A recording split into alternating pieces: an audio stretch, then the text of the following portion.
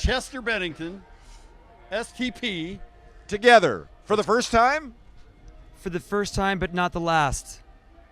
The Stone Temple Pilots, one of the premier rock bands from the 90s, released their massive debut album Core in 1992 and went on to follow that up with several more albums full of amazing material. In 2003, Stone Temple Pilots disbanded, citing differences among band members, namely Scott Weiland and Dean DeLeo. However, the band would reunite in 2008 and release a sixth studio album in 2010. However, in 2013, after around 5 years of the band being reunited once again, it was all over. Weiland said, "I learned of my supposed termination from Stone Temple Pilots this morning by reading about it in the press. Not sure how I can be terminated from a band that I founded, fronted, and co-wrote many of its biggest hits. But that's something for the lawyers to figure out."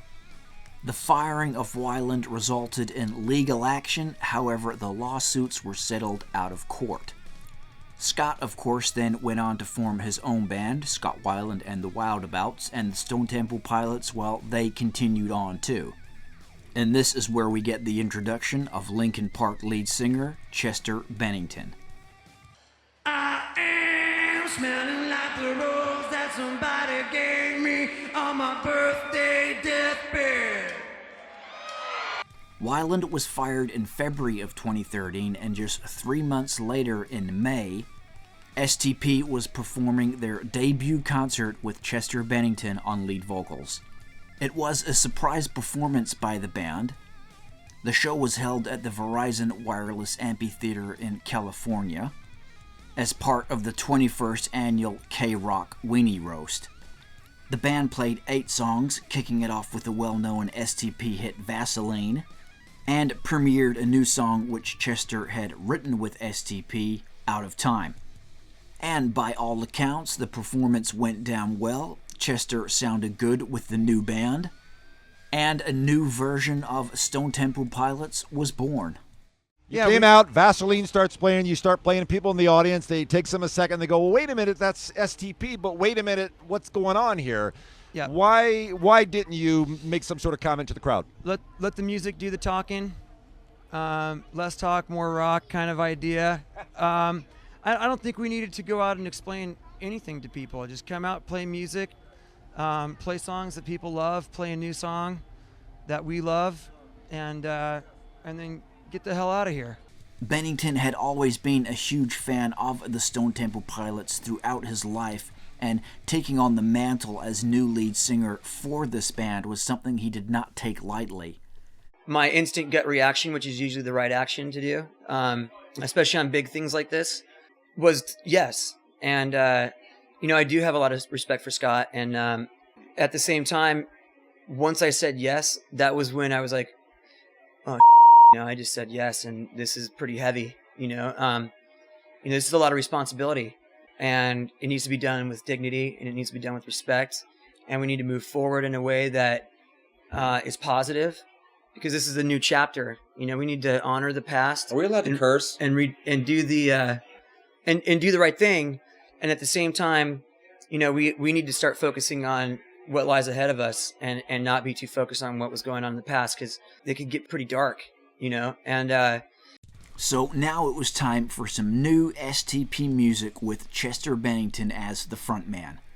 The band would release a 5-song EP titled High Rise in October of 2013, and stated that there would most likely not be a full-length album coming out in the near future, but that the band would just continue to work on music and release a single at a time. The EP, High Rise, debuted at number 24 on the Billboard 200 and sold over 13,000 copies in its first week. Here, Chester Bennington and Dean DeLeo discuss the writing process for the new STP material. Right away when we first started, getting together and talking about making music, after our first meeting of us kind of sitting down and saying, okay, let's do this. We're really excited about it. It'd be fun to get to know each other. That night, I think each of us myself, Dean, and Robert like each came up with like 3 new song ideas because we were so pumped, and it just kept snowballing from there, and the process was really easy. And I think for us, we took advantage of our time together, and when we sat down, we kind of jammed, which was something that neither of us have really done very much of in a very long time, and we kind of wrote that way, which was cool because it got everybody's juices flowing. You know, it seemed like every single day Dean would come in with a really great riff, or Robert would come in with a great riff, and that just kind of turned into the first batch of songs, which we recorded as the EP. And I think we still have probably 15 or more ideas that we kind of stopped on, so we could focus on the tracks that we were moving faster on in terms of the EP. So one of the main issues that was always going to come up with this collaboration, of course, was how was Chester going to fit in both bands? Fit time in for both Linkin Park and the Stone Temple Pilots. Linkin Park, of course, just a massive stadium rock band, commanded a lot of time and attention from Chester, of course, and then you've got the Stone Temple Pilots on top of that.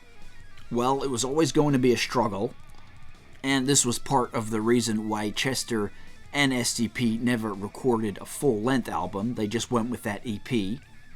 And so it was in November of 2015, after being a member of STP for around 2.5 years, that Bennington decided to leave STP to focus full-time on Linkin Park.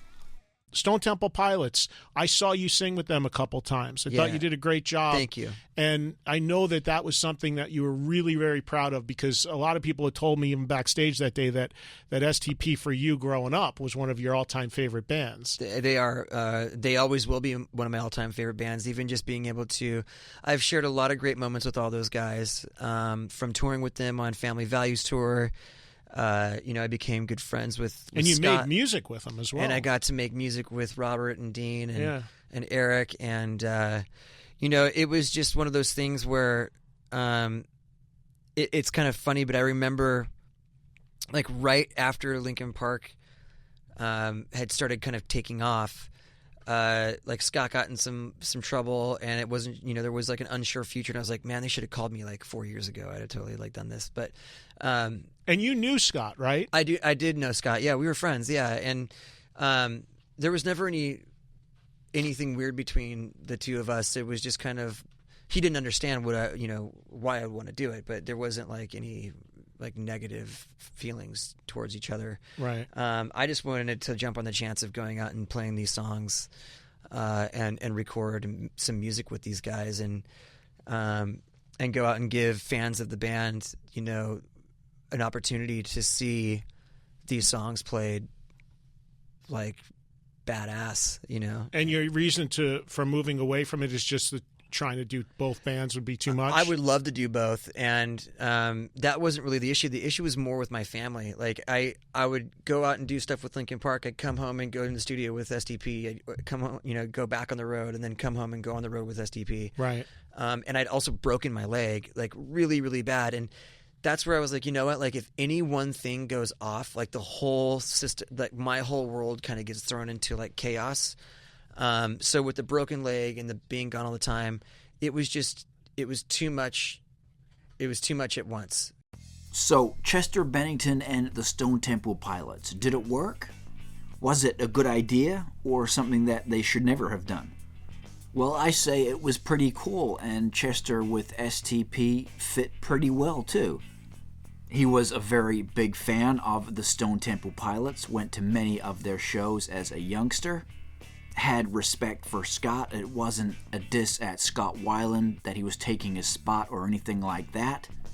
As he stated himself, it was just a way for the band to continue on. It was a dream of his to sing with STP someday, and in the end, he was really just helping out the band and helping that STP machine to keep rolling. Because he always had his own thing with Linkin Park, and eventually that did end up taking over and taking up his time. Just couldn't do both bands. So initially when you hear Chester with STP, it might take a bit to get used to it. You might be put off the idea because you're so used to Scott Weiland. I mean, he is the Stone Temple Pilots front man. He always will be. and it is very hard to get used to something different. But myself, I checked out a show they did with Chester in November of 2013. They had been together for around 6 months at this point. It was a show they did at the Hard Rock in Biloxi, and it was pretty good. Some fans may pick out a couple of points where Chester wasn't always on point with the STP songs, not singing it perfectly or whatever, or how they remember it, but for the most part, Chester sounded pretty damn good on those STP songs. For example, at this particular show, I'm talking about songs like Down, Dead and Bloated, Silver Gun, Superman. Sounded particularly good on the song Pop's Love Suicide. Songs like Wicked Garden and Trippin' on a Hole in a Paper Heart, that is just to name a few that Chester sounded particularly good on. He had his own range and own style, of course, so his voice wasn't going to fit into every STP song. But for what he did, sounded pretty good, and the original music that he wrote with STP, the 5-track EP that they came up with, that sounded okay too. No, it wasn't exactly like Scott Weiland or just like Scott Weiland or anything like that, but it never could be. No one can sound like Scott Weiland.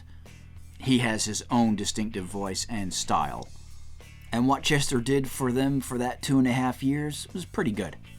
Chester, of course, a very good vocalist, and you would get those times when he was singing those STP songs where he would bring out that Linkin Park scream.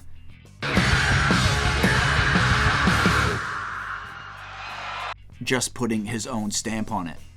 So yeah, I think it was cool. It was a pretty good experiment, and it worked pretty well in the end, I would say. Yeah, with Chester, it wasn't all about his talent. It was the energy that he brought into it that we so desperately needed at the time. I mean, he came into that going, I can do this.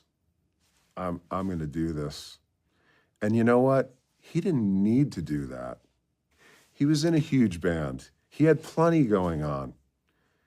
But he wanted to do this. And he was excited about doing this, and he memorized all the lyrics, and he went out there and he gave everything that he had, being I hate to use the word fan, but growing up with our music and growing up with Scott and growing up with STP, and he gave everything he had. So we do have a sad aftermath to this story, of course. On December 3rd, 2015, Scott Weiland sadly passed away. He was just 48 years old. And on July 20th, 2017, Chester Bennington also died. He was just 41. And in February of 2016, just around 3 months after Chester left the Stone Temple Pilots, the band put together an online audition to find their next lead singer. And of all the audition tapes that the band received, they never actually went with any of those, but they went with Jeff Goot. He had fronted several bands of his own and was also a contestant on the X Factor USA television program. And to date, they have released 2 studio albums with Jeff Goot in 2018 and 2020. As a footnote to this video, I will say, no, nothing will ever be as good as Scott Weiland. We all know that. That is pretty obvious. He was the original lead singer. He is the Stone Temple Pilots, right? All those great songs that they made, all those great records, that was with Weiland. But it seemed the band just had various problems throughout the years, ongoing. They just couldn't get it together. And as the band parted ways, they found a way to continue on with, first of all, Chester Bennington, and now Jeff Goot. So that'll wrap it up, guys. Thanks heaps for tuning in. Be sure to drop a like down below and subscribe to the channel if you haven't already. We'll catch you on the next one.